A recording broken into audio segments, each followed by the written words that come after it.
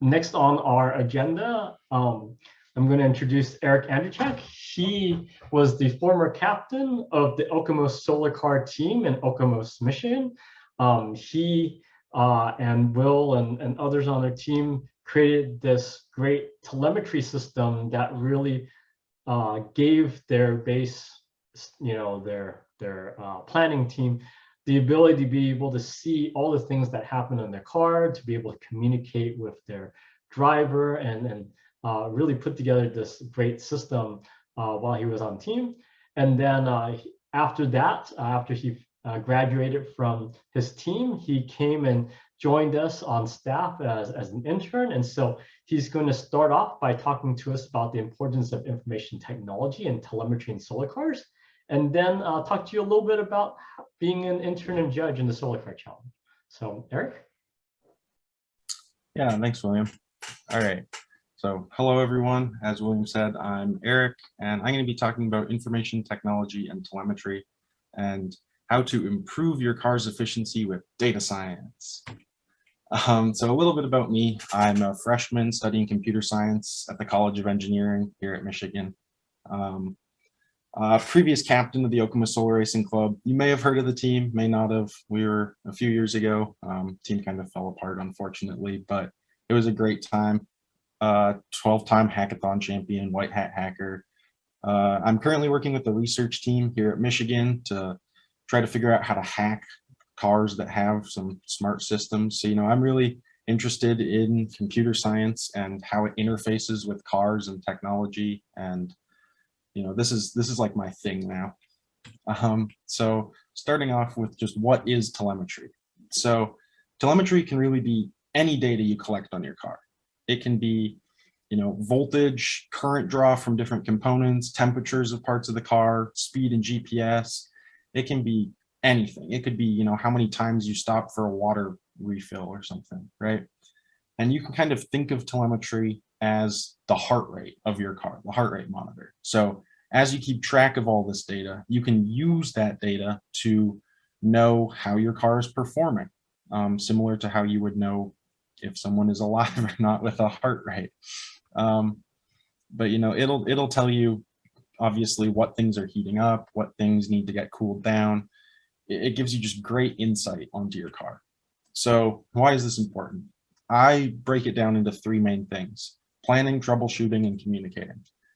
So, obviously strategy is a huge part of the race. You wouldn't think it, you'd think just driving in a circle, but or on a road race, but there is a lot of strategy involved in how frequently do you switch drivers, how fast do you go. That's a huge part of it. And then on a road race, you have hills. When do we trailer? When do we drive?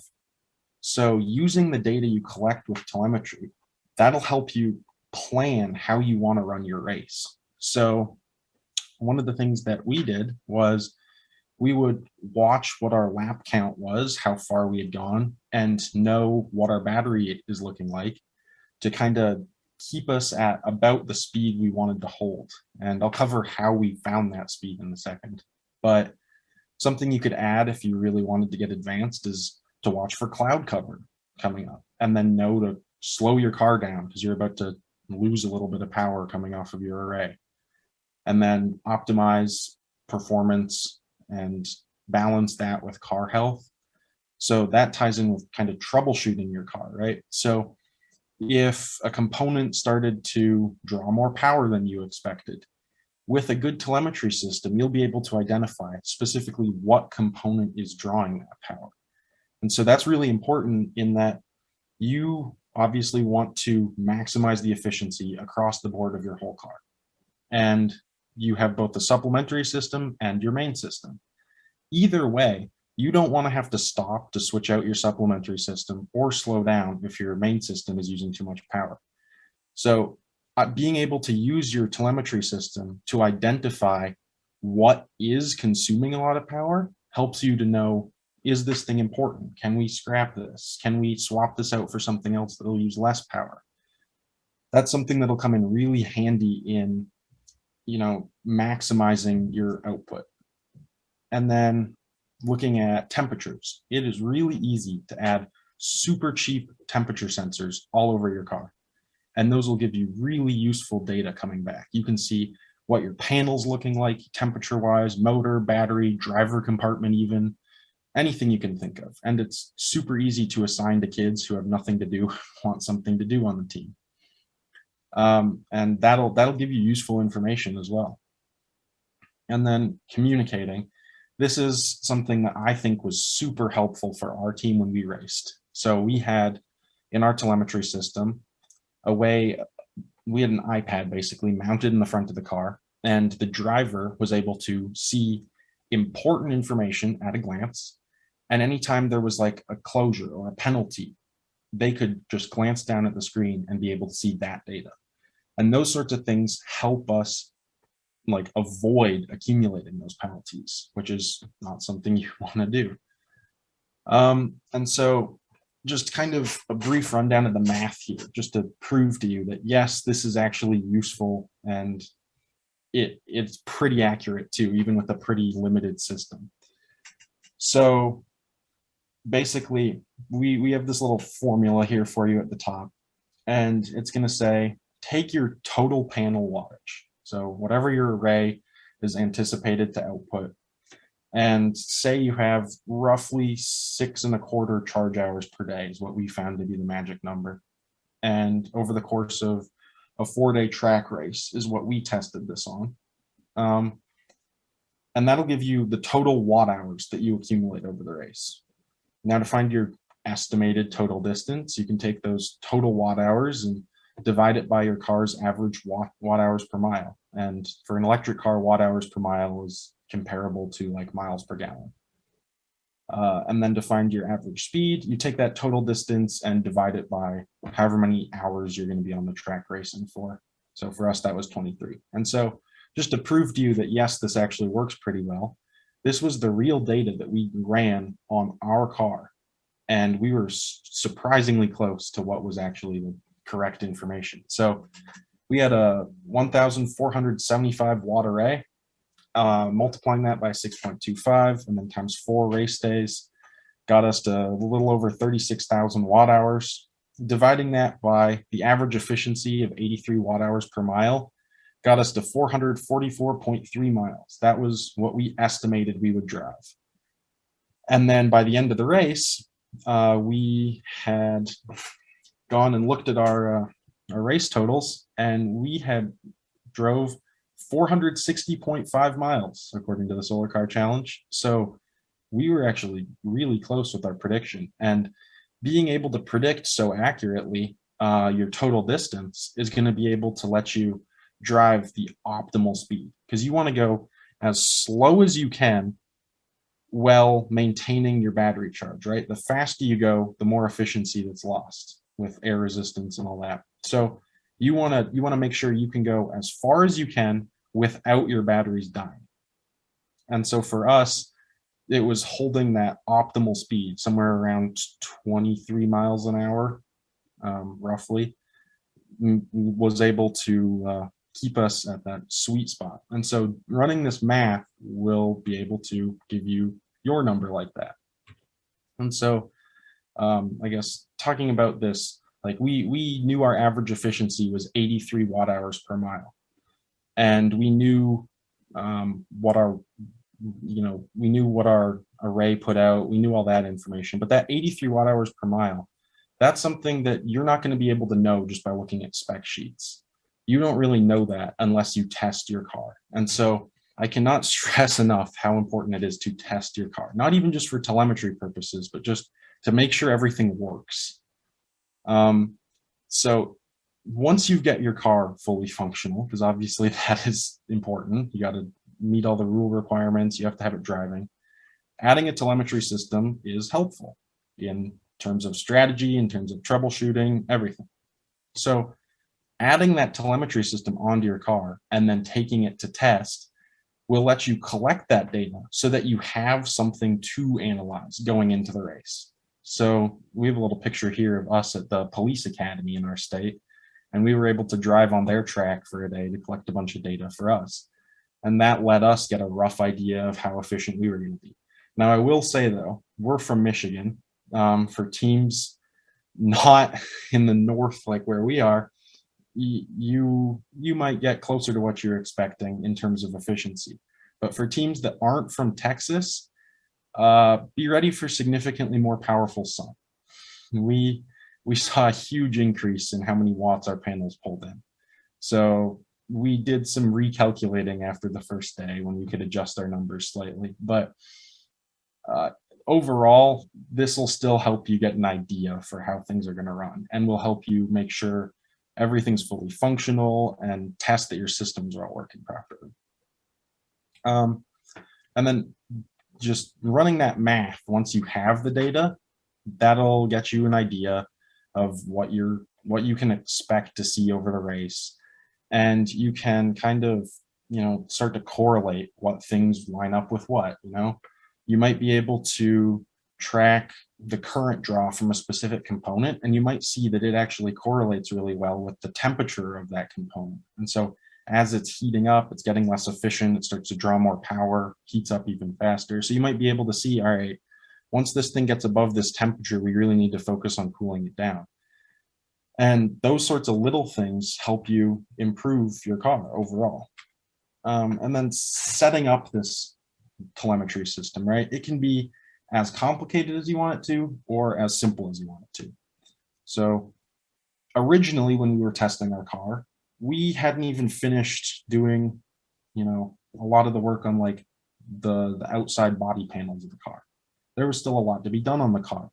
So we hadn't had time to build our telemetry system yet, but we still wanted to collect data during those first test drives. So we essentially would just take like a smartwatch, like a Garmin or something, or even an app on your phone would work, and it'll just track speed with its GPS. And you can record that speed and then see how fast your car drove in the whole app. And boom, you have some like dead simple telemetry data, right? Something like that is, I would say, a very bare minimum. Then you can see the picture in the top center there. That is a shunt, and you can wire that into your car super easily. It's really cheap on Amazon, and it'll give you their voltage, current, power, and energy. So you can see your watt hours there. And this will be able to tell you, just buying one of these and wiring it in, you'll be able to figure out what your watt hours per mile are, which is like the metric you need to know to be able to find your optimal speed. So setting those two things up, a phone to keep track of speed and one of these to keep track of watt hours per mile and how charged your battery is and stuff, that's super easy to do. That'll take like 20 minutes tops to wire in, and that'll give you just super useful data to do all the basic planning. And then if you want to get more advanced from there, it goes up significantly higher. You can obviously collect that data digitally so that you can transmit it back to your station in real time. You can log it all for later to process on a spreadsheet. You can build some crazy advanced artificial intelligence system to analyze the data for you and try to control your throttle. Like, this can get as complicated as you want it to. One of the things that lots of teams do is they'll set up the PyTop, and that is a pretty plug and play system to collect and transmit some basic data. There's also, my team, we had built our own custom system. And so you can see a little picture of our iPad there. That's what the driver would see. They've got their speed really large, and then some statistics that the driver can glance at. And then you also see a cautions section and then a home base section. And so those will light up big when we message them. So basically someone could, from our tent, just go on their phone and text a number and say, there's a caution on turn 2. And then the bottom right hand side of the iPad would bright up yellow and say caution on turn 2. And that would get our driver's attention, because sometimes those radios are hard to hear with the wind, or you forget what they said on the radio and want to make sure, or you'd see a car pulled to the side and want to see, has this already been reported or not? And so having that data there was really useful for the driver to know what to be cautious of. And so that system obviously took a decent amount of time to develop and test. It is open source all on GitHub. So if you want to try porting it to your team, you are more than welcome to. And feel free to reach out to me if you have trouble with that. It's pretty specific to our team, but it could be done. So something like that is obviously an option. I will say, though, that that does require people on the team that know how to do those things, which isn't always a skill that everyone has. And you have to consider how viable that solution will be in the future if you don't have people who know how to do those things. So handing off the team's car and all of its like functionality and components to the next year's crew, if they don't have anyone that knows how to keep that system updated, it's going to be really hard for them to do, and they might just scratch it. So one of the things I did see done in this last year was some teams would basically use sort of the pie hole system for communicating back to their home base. And so that's pretty plug and play. There's a lot of support on how to do that. You can add a bunch of sensors and components in to transmit that data. And you can take that data and then put it into whatever spreadsheet system you want. And so that works pretty well. That's a little more complicated than your basic system, but it'll also give you all the data you could ask for. And so, hey, Eric, before you move on, there was a question coming in asking about the black strip with metal bolts. Can you describe what that is? Sure, in the shunt there. So basically, when you wire up the shunt, you would connect it to your, there's different ways you can connect it, but essentially you're going to want to connect it along your main power line. And so there's high voltage running through part of it, and there's high voltage running through your system, and then it will be wired in parallel to your system to look at current draw. And so this would be kind of the terminals that you would connect the shunt to, because you do hook it up into your high powered voltage system, and then it just pulls a tiny bit of power off of that system to run itself as well.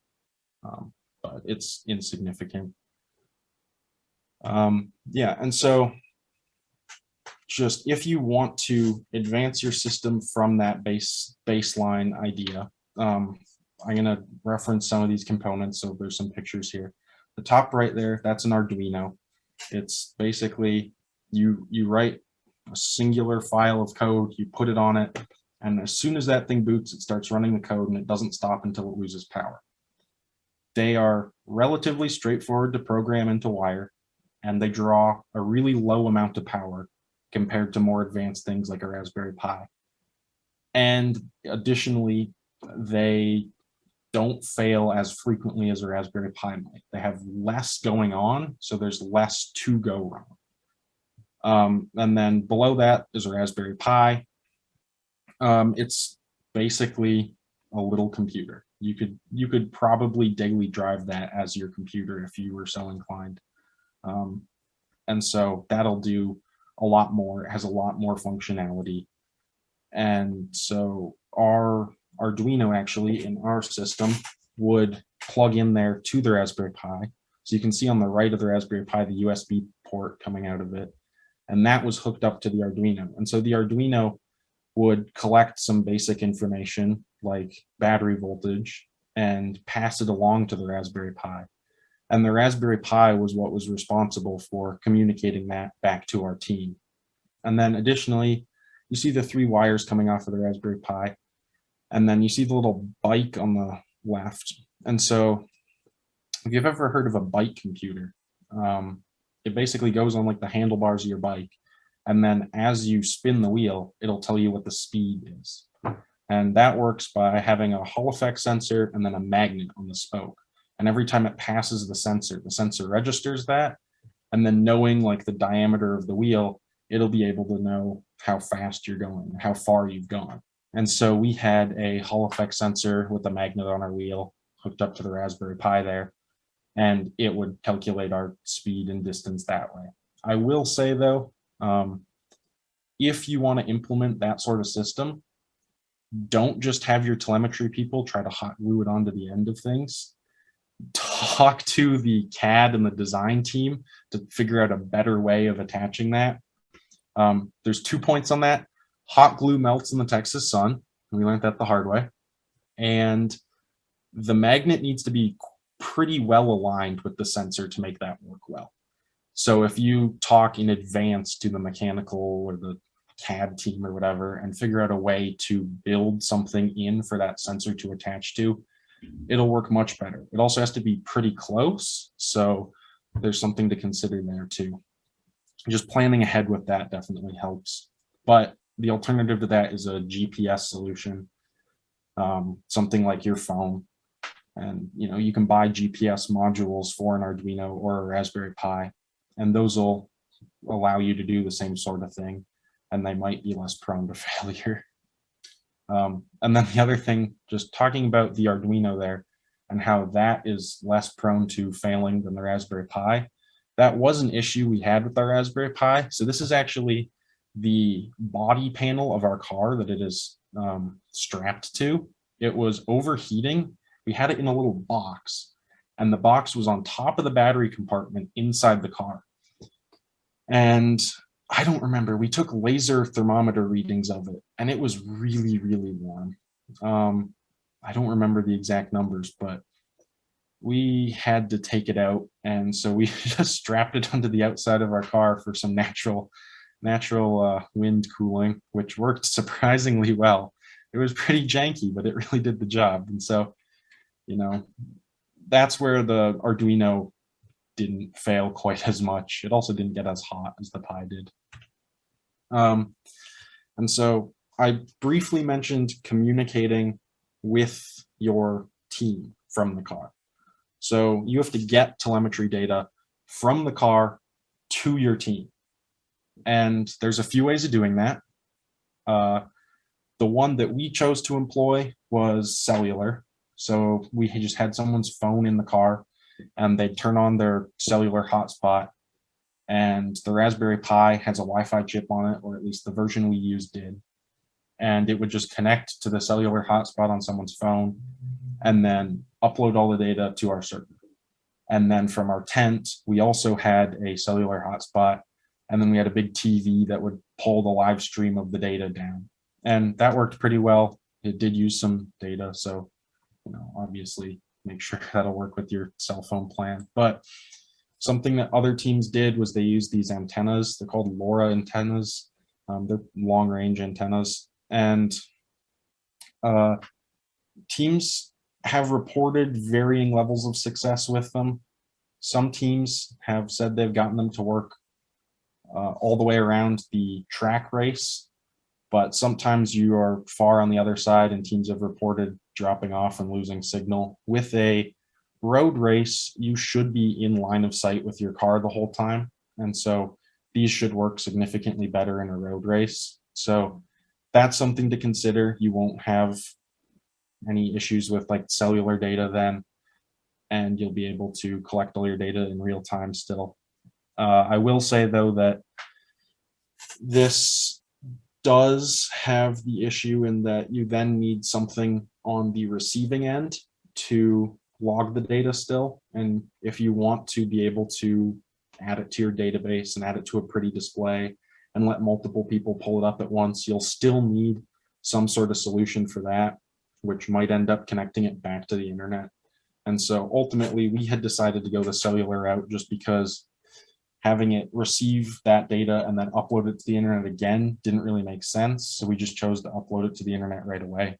And the benefit with putting it on the internet was we actually had on our team's webpage a live stats view. And so all of our sponsors and family and friends back at home were able to go onto our website, look at our race stats, and then they could watch the speed of our car, the voltage of our batteries if they wanted to. And all of that data was there for them live. And then we have, you can see again the iPad screen there, and that was all just pulling it from the internet. So there was a small amount of latency because the Raspberry Pi would collect speed data from those Hall effect sensors, from the Hall effect sensor there. And then it would upload that data to the internet. to our server, to our database, and then it would come back down to our iPad. So it was making like a full round trip to our server and back to the iPad in the car where the data originated from. That doesn't make a ton of sense, but it did offload some of the processing power from the Raspberry Pi, which limited data consumption, like power consumption. And it also meant that we could still get that data elsewhere. We knew it had to go to the server anyway, so might as well do all the data processing on that side, which ended up being fine. There was minimal latency. It was less than a second, which really wasn't that noticeable unless you slammed on the brakes hard and then saw it take a second for the needle to go back down. And then also, for anyone paying really close attention, you might be able to see the iPad in this screen is slightly different from the iPad that you'll see in that one. And that is due to us making changes to it during the race. So one of the things I will say about whatever telemetry system you go with is it's important to test that too. And you also might not know what's important until you're actually there. So originally, when this system was built, we thought, the driver being able to see the weather, that's helpful. And, being able to keep track of laps is useful. So we had a start and stop button. And, the driver could push that to time laps and they could see the weather there. And we put that in the car. And after the first half a day at lunchtime, it was our captain then, Will Jones. He got out of the car and he looked at me and he said, "Eric, I don't need the weather taking up half the screen. I can just look up at the sky from the car and see if it's clear or not. I know it's really hot out. I don't need the temperature to 2 decimals on the screen."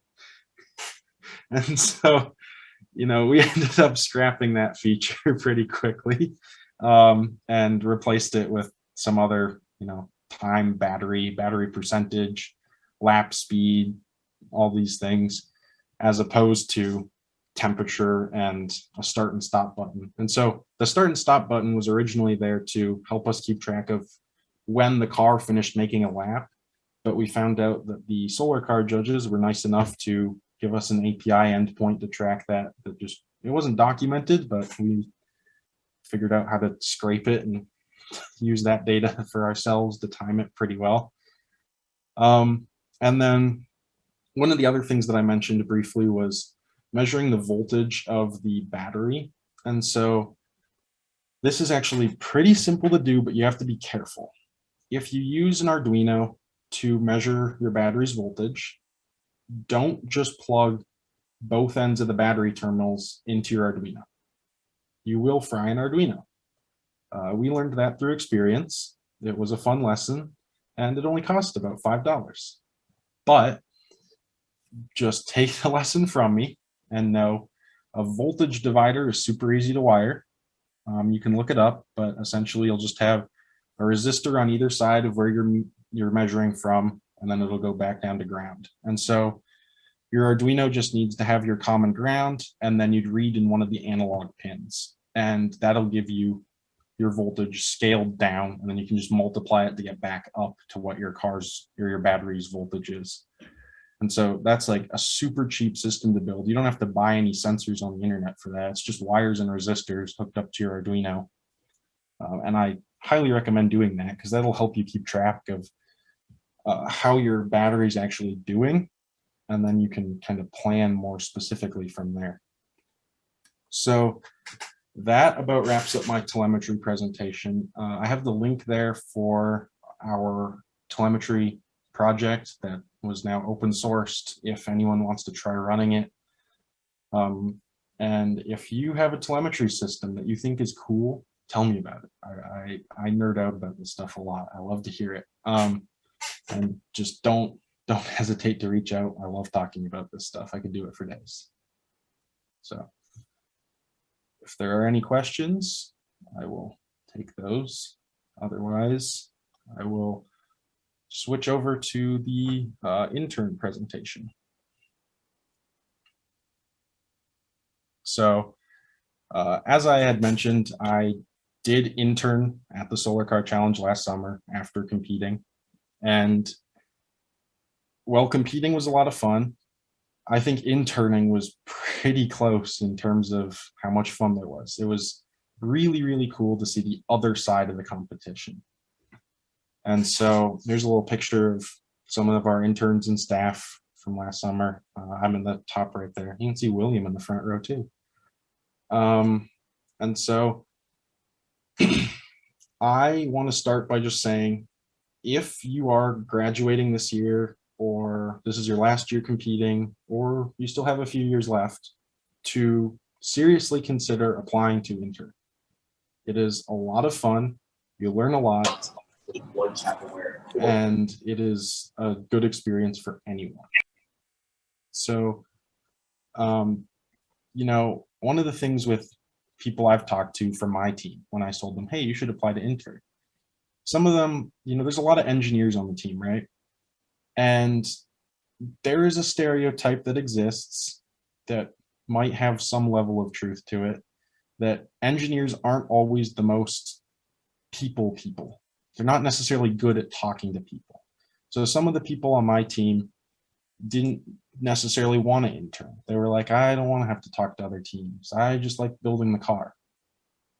But there are roles for everybody as an intern. You know, there are public relations jobs, there's roles doing scrutineering where you're working with those teams, and there's just like so many random jobs that need to get done that will work for any skill set. And then furthermore, it is important to be able to talk to people. And so you actually will get better at doing that if you intern and have to practice that. Plus you get to talk about like scrutineering stuff, which is kind of fun, and it's all engineering stuff anyway. So some of the duties of interns, obviously there's the scrutineering, and so there's how many scrutineering stations, like 6 or 7. Those all need to be staffed, so interns can cover one of those roles.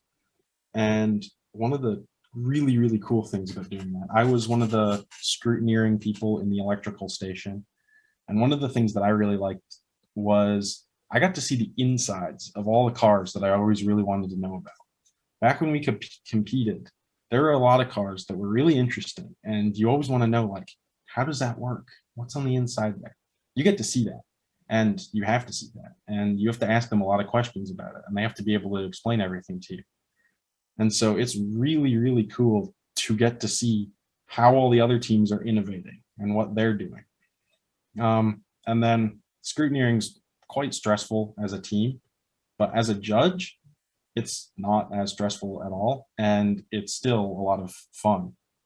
Then my personal favorite part of probably one of my favorite things as an intern was one of the first days there. Dr. Marks had us sit down in our intern training room, and he just said to all of us, all right, we know you guys break the rules. We know you guys stretch the rules a little bit. We want to know how. We want to know how we can fix the rules so that you can't do those things anymore.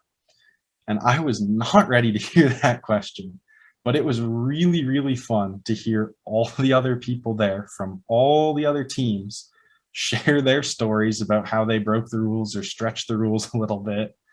It was really fun to kind of brainstorm how else you might be able to stretch the rules. It's like, I don't know, it's a very fun challenge and thing that's always in the back of your mind as a racer. You're always thinking, you know, this is kind of vague. I feel like we could probably stretch this a little bit. And maybe you did, maybe you didn't, but you get to talk about it there and share it with them. And that's pretty fun. Hat penalties. That's one of the things you get to do as an intern. You get to assign hat penalties. So, you know, every racer's greatest nightmare, getting a hat penalty. You get to hold that above them all. That's a lot of fun. That's a big power move. And then one of the other duties that you have is working with teams. So every race day, we need some judges working with each team, right? Every team has a judge that sits with them that day. Maybe your judge slept through most of the day, or they kept nodding off. Regardless, we need a judge there. And so, as an intern, you might be a judge for one of those teams one day or multiple days. And so you'll be talking with that team and helping them just navigate the race day, talk on the radio, assign penalties, all that. And so just overall, the intern experience. As I said, highly recommend applying, highly recommend interning. It was that group of people interning were some of the smartest, most caring, thoughtful, and funniest group of people I've worked with. We had a blast just sharing and telling all of our stories from both our times in Solar Car and when things went wrong, and just life stories, life experiences outside of that. It's a great time. And then everyone just has like a different background, different insights on things. It's a wide range of people coming from lots of different places. And so they all have so many different stories to hear. Like we kept busy talking to each other. And at the end of the week, we were all like really close. And then interning there is different from interning somewhere else in that it's way less structured in what you're doing. When you get there, obviously there are things that need to get done. There are jobs you will be assigned. There are duties that need to be filled. But there's a lot of wiggle room for doing things that you're good at. So for me, for example, I'm not necessarily one of the most public relations type people, right? I wouldn't be good at going and talking to the news so much as some of the other people working there. I also know very little about the mechanical side of the car. What I did when I was on the team was I did telemetry. And so when I got there as an intern and judge, I did the electrical station. And then during the actual race days, for those of you that remember, there was a really great video production of the whole race going on, being live streamed. And that was really cool to see. And I remember at scoring, we would be like pulling up the live stream of the race to kind of watch it happening and see how that was going.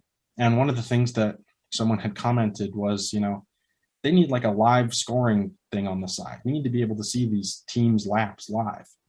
And I was like, yeah, we should.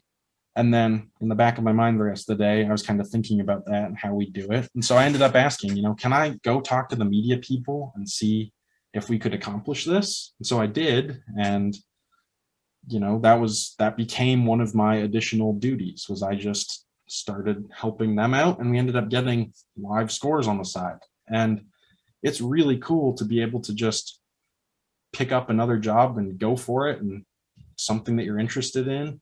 That wasn't one of the things I was assigned. That wasn't something that was even a role to begin with, but it was something that we added. And there's a lot of things like that where everyone brings something different to the table and can contribute. And there's so many different possibilities that you can take your job. And then, on a different note, Dr. Marks, I don't know how many of you have gotten the opportunity to meet him very closely or hear any of his stories, but he has some really cool life experiences to share. And as an intern, you will get to talk to Dr. Marks a lot. Sometimes he might take you out for dinner or something. And he has some of the coolest stories to tell you. And I will never forget those nights talking to Dr. Marks about all his stories and his old Solar Car team. Those were pretty cool. And then lastly, the people working in the Solar Car Challenge have amazing connections. So even if you're just on the fence about it and working there, it is an excellent resume booster. If you want to use it as like a jumping off point to get somewhere else, you'll probably end up coming back anyway because you'll realize how much fun you had. But it also looks really good on a resume. It gives something, it's something very unique that not a lot of other people have. And it always is a talking point for interviewers. They're always like, what's this? And then you get to share your stories, and they'll be laughing and hearing all of your great experiences actually working with a team in the environment and the real world rather than just studying. So in summary, interning there is really tiring. That's actually Will taking a nap after scrutineering. I was there's probably more pictures of me napping too. It is an exhausting experience, but it is a lot of fun. And I learned so much, and I could not recommend applying and becoming an intern more. So if anyone has any questions, either about the telemetry stuff or about interning or anything really, don't hesitate to reach out. I'm happy to take any questions. Thanks, Eric. Yeah, the intern experience is what you make of it, and we really appreciated you and pitching in on your specialties and making sure that the live stream had the right stats, or coming in doing various programming things. It's just I think that there's a place for everyone to really be able to demonstrate their strengths, and contribute to the race. Give back to what you got to experience as a high school student. Absolutely. Yeah. And then the telemetry stuff is something that we certainly think that all the teams will want to explore at one point or another. It's not a requirement, of course, for the first year teams, but it really does give you a lot of information that will help you succeed, help your team succeed in knowing how to make strategic decisions. And so definitely take a look at what Eric's provided in terms of his open source stuff, just as a way of exploring and saying, hey, is this something that we can do? It could be just a team member or two who finds out a little bit about, or research a bit about programming, and that could be their project for the day, so, or for the year. So yeah, thanks, Eric. Absolutely. Yeah, I definitely say get your car driving and in a workable condition first. And then if you have time to spare, or you have lots of people that are maybe interested in programming too, that's a good side project for them to be working on. And I am happy to talk to anyone who has questions about it. I know my code, when I originally wrote it, it was kind of a quick and dirty project. Wasn't really intended to be read. So there's not a lot of comments in there, but I am happy to be your tour guide and walk you through my terrible code from however many years ago. So